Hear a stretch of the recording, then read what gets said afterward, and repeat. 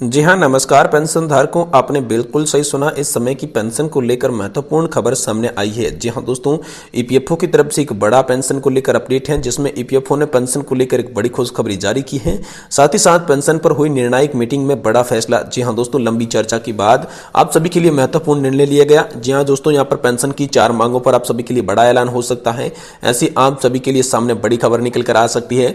वही दोस्तों, life certificate को लेकर ईपीएफओ ने यहाँ पर एक बड़ा खुलासा किया है। पेंशन धारकों को जो लाइफ सर्टिफिकेट जमा करवाना होता है, उसको लेकर भी पेंशन धारकों के लिए बड़ा ऐलान हुआ है। साथ ही सुप्रीम कोर्ट ने यहां पर निर्णय जो है वो पेंशन धारकों के लिए दिया है। पेंशन और रिटायर्ड कर्मचारियों के हक में सम्मान पूर्वक जीने के लिए यहां पर एक बड़ी खैरात जो है वो यहां पर सुप्रीम कोर्ट आप सभी को देने जा रहा है। साथ ही दोस्तों, पेंशनर्स को लेकर हाल फिलहाल में उठ रही तमाम मांगों के बीच श्रम मंत्रालय के द्वारा भी एक बड़ा आदेश जारी किया है। तो आखिर श्रम मंत्रालय ने कौन सा आदेश जारी किया है, इसके बारे में भी बात करेंगे। साथ ही दोस्तों, पेंशन को लेकर ईपीएस 95 पेंशन धारकों को लेकर जो justice U U Lalit, justice Aniruddha Bose और जस्टिस सुधांशु धूलिया की पीठ ने जो निर्णय दिया था, उस निर्णय के बाद आखिरकार पेंशन धारकों के लिए क्या बड़ी खुशखबरी आई है, क्या बड़ा पेंशन धारकों को तोहफा, यहाँ पर क्या बड़ी खुशखबरी देखने को मिलेगी।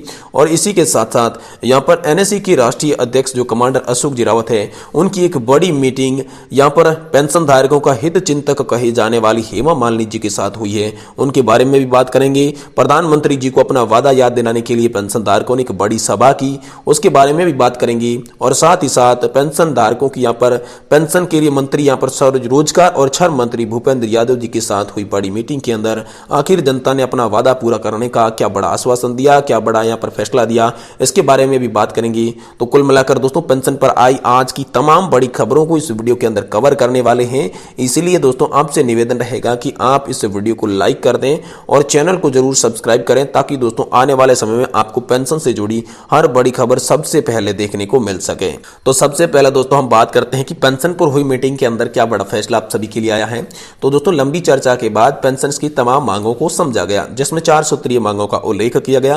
पेंशन धारकों की मुख्यतः यही डिमांड है कि 7,500 रुपए उन्हें न्यूनतम पेंशन मिले। साथ ही साथ जीवन यापन के लिए उन्हें अच्छी मेडिकल सुविधा मिल सके। पेंशन धारकों की यह छोटी सी पहली डिमांड है। दूसरी डिमांड यही थी कि मेडिकल सुविधा अच्छी मिले। और तीसरी डिमांड है कि उच्च पेंशन का विकल्प सभी नागरिकों के लिए खुला किया जाए। और चौथी डिमांड थी, जिसके तहत कहा यह गया था कि सभी को यहाँ पर जो नॉर्मल सेक्टर में काम करते हैं, प्राइवेट सेक्टर में काम करते हैं, सरकारी सेक्टर में काम करते हैं, उन सभी को पेंशन के दायरे में लाया जाए और उनकी भी सामाजिक सुरक्षितता जो है वो सुनिश्चित की जाए। ये पेंशन धारकों की 4 छोटी छोटी मांगे थी। इसको लेकर यहाँ पर निर्णय हुआ, जिसमें पेंशन बढ़ोतरी पर सहमति आप सभी के लिए बहुत जल्द बन सकती है, क्योंकि सरकार चुनावी माहौल को देखते हुए आप सभी के लिए पेंशन बढ़ोतरी को लेकर ऐलान कर सकती है। वहीं आप सभी के लिए एक छोटी सी खबर आई थी कि लाइफ सर्टिफिकेट इन दिनों यहाँ पर जो है पेंशन धारकों के लिए काफी दिक्कत पैदा कर रहा है, क्योंकि लाइफ सर्टिफिकेट जमा करवाना होता है 12 महीने में एक बार। अगर आप ऐसा नहीं करवाते हैं तो आपकी पेंशन रुक जाती है। तो कुछ पेंशन धारकों ने यहाँ पर लाइफ सर्टिफिकेट जमा भी करवा दिया था, लेकिन जिसके बाद भी उनकी पेंशन रुक गई, उनमें दिक्कत आ रही थी। लाइफ सर्टिफिकेट जो है वो सुचारू रूप से काम नहीं कर रहा था, यहाँ पर जमा नहीं हो रहा था। तो उसको लेकर केंद्र सरकार ने एक ऑफिशियल वेबसाइट जारी की है, जिस पर आप घर बैठे अपने ही फोन के माध्यम से लाइफ सर्टिफिकेट से जुड़ा कोई भी काम निपटा सकते हैं। ये पेंशन धारकों के लिए छोटी सी राहत की खबर आई है।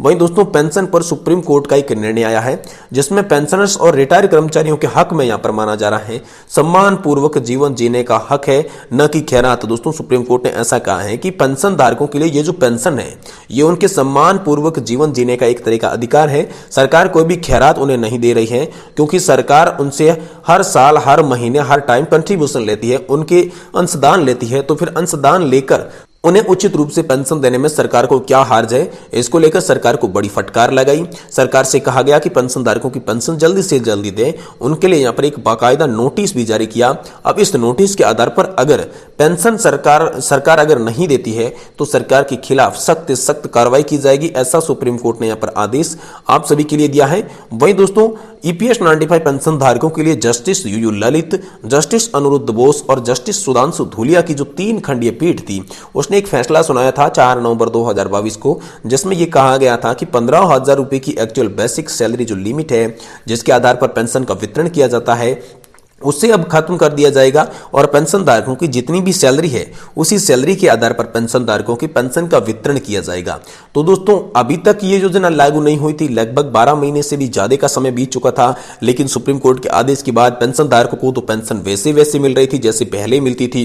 तो इसको लेकर सुप्रीम कोर्ट ने एक बार फिर से दोबारा से नोटिस भेजा सरकार को, और सरकार ने जिसके बाद यहां पर आप सभी की जो लिमिट सीमा है वो एक्चुअल बेसिक सैलरी के आधार पर नहीं करके आप सभी के लिए 21,000 रुपए फिक्स कर दी है। यानी कि पहले 15,000 रुपए की सैलरी लिमिट थी, तो अब आपकी सैलरी लिमिट जो है वो 21,000 रुपए हो गई है। जिससे दोस्तों 15,000 से 20-21,000 रुपए की जिनकी भी बीच में सैलरी थी उन सभी लोगों को काफी ज्यादा फायदा यहां पर होने वाला है, क्योंकि उनकी पेंशन जो इंक्रीज होकर आने वाली है, पेंशन जो है वो बढ़ के आने वाली है। ऐसी बड़ी खबर आप सभी के लिए सामने आई है। वहीं दोस्तों 3 बड़ी खबर की बात करें, आप सभी के लिए छोटी अपडेट आ रही है, जिसमें एनएससी राष्ट्रीय संघर्ष समिति के जो कमांडर अशोक जी रावत है उन्हें पेंशन धारकों के हित चिंतक कहे जाने वाले सांसद हेमा मालिनी जी के साथ एक बड़ी मीटिंग की है, बड़ी मुलाकात की है। तो इस पर क्या चर्चा हुई चलिए आपको बताते हैं। दोस्तों लगातार सांसद के रूप में अगर पेंशन धारकों के लिए कोई सामने आई है तो वो है दोस्तों हेमा मालिनी जी, और कमांडर अशोक जी रावत जो कि एनएससी राष्ट्रीय संघर्ष समिति से संबंध रखते हैं वो भी लगातार पेंशन धारकों के लिए काम कर रहे हैं। तो इसी को लेकर दोस्तों सांसद हेमा मालिनी जी और कमांडर अशोक जी रावत के बीच एक मीटिंग की गई। इस मीटिंग के अंदर पेंशन धारकों की तमाम 4 सूत्रीय मांगों को मंजूर करवाने के लिए यहां पर जो है प्रधानमंत्री जी से सिफारिश करने को कहा गया, क्योंकि दोस्तों पहले भी 2 बार कमांडर अशोक जी रावत को हेमा मालिनी जी नेतृत्व में यहां पर प्रधानमंत्री जी से मिलने का मौका मिला था और इसी में प्रधानमंत्री ने यहां पर आश्वासन दिया था।